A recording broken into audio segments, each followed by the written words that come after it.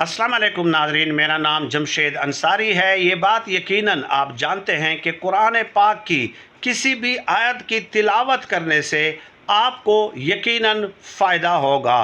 और दूसरी तरफ ये बात भी एक तयशुदा हकीकत है कि कुरान पाक की जो मुख्तलिफ़ सूरतें हैं, हर सूरत के अपने फ़ज़ाइल हैं, अपने फ़वाइद हैं, अपने असरात हैं और अपने समरात हैं। चुनाचे उलमा ने, बुज़ुर्गान दीन ने, असलाफ़ ने, मुहद्दिसीन ने, फ़ुक़हा ने बाकायदा अपनी किताबों के साथ पूरी तहकीक और तदकीक करके हर सूरत के अलग अलग फ़ज़ाइल और समरात लिखे हैं। और ये जो फ़ज़ाइल, समरात और फ़वाइद हैं, ये उन्होंने अपने ज़ाती तजर्बात से, ज़ाती मुशाहिदात से नहीं लिखे, बल्कि बाकायदा अहादीस मुबारका को इकट्ठा करके और उसकी जरा करके अपनी किताबों में लिखा हुआ है। अब कुरान पाक की एक सूरत है, उस सूरत को अपना मामूल बना ले। उस सूरत की तिलावत को अगर आप अपना मामूल बना लेते हैं,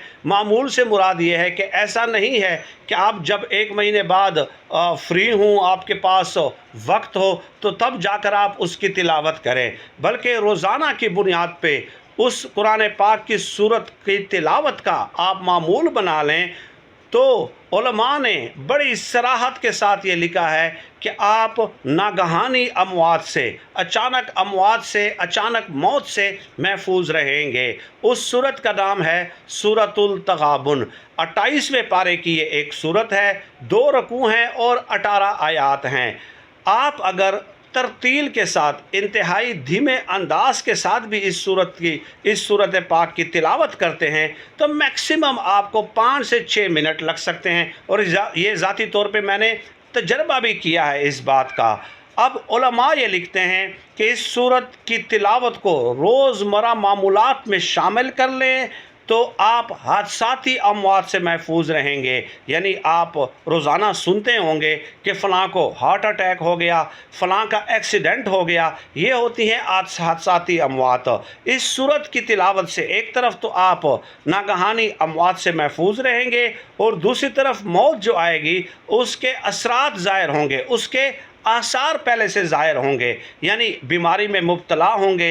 अब जब कोई शख्स बीमारी में मुब्तला होता है तो उमूमन ये देखा गया है कि वो अल्लाह पाक की तरफ मुतवज्जे हो जाता है। चुनाचे नागहानी अमवात को इसलिए बेहतर नहीं समझा जाता। और इस सूरत के फ़वाइद में ये चीज़ शामिल है कि जब आप को बीमारी लाहक होगी, आपके पास एक मोहलत होगी कि आप अल्लाह पाक के पास जो है उसकी तरफ मुतवज्जे हो जाएं और तौबा की तौफीक आपको नसीब होगी। और साथ ही साथ ये कि आप वसीयत भी लिख सकते हैं, तो आपको मोहलत मिल जाती है, आपको मौत से पहले इशारे मिलना शुरू हो जाते हैं। ये है इस सूरत की फ़जीलत। और दूसरी फ़जीलत इसकी ये है कि अगर आपका किसी ज़ालिम और जाबिर हुक्मरान के साथ वास्ता है या अपने मामूलात ज़िंदगी में किसी ज़ालिम और जाबिर शख्स के साथ आपका एक मामला है, एक मसला है, एक तनाज़ु है, और आपको ये खौफ है कि अगर मैं उसके पास जाऊंगा तो वो मुझे कोई नुकसान पहुंचा देगा,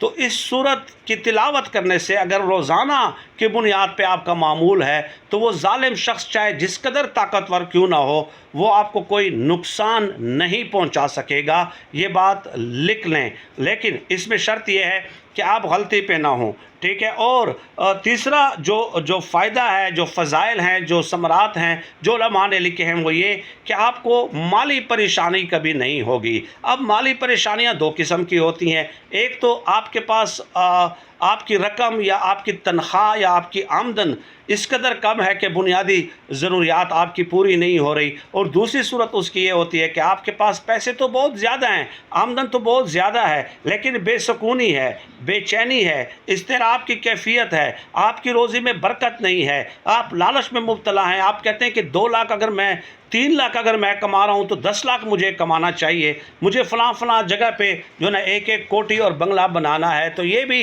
रिस्क में एक किस्म की तंगी समझी जाती है।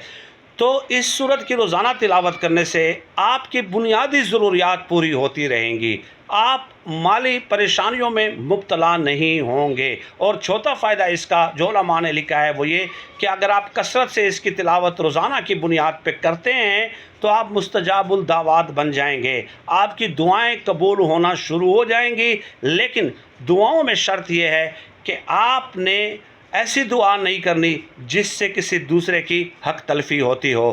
یہ اس قسم کی ویڈیوز باقاعدہ مطالعہ کر کے پوری تحقیق کر کے میں اس لیے آپ کی خدمت میں پیش کرتا ہوں، صدقہ جاریہ کی غرض سے، صدقہ جاریہ کی غرض سے کہ اگر کوئی ایک شخص بھی میرے کہے پہ عمل کر دے تو شاید میرے نجات کا وسیلہ بن جائے۔ اللہ پاک سے دعا ہے کہ اللہ پاک ہمیں خلق خدا کے لیے آسانیاں پیدا کرنے کی توفیق عطا فرمائے، آمین یا رب العالمین۔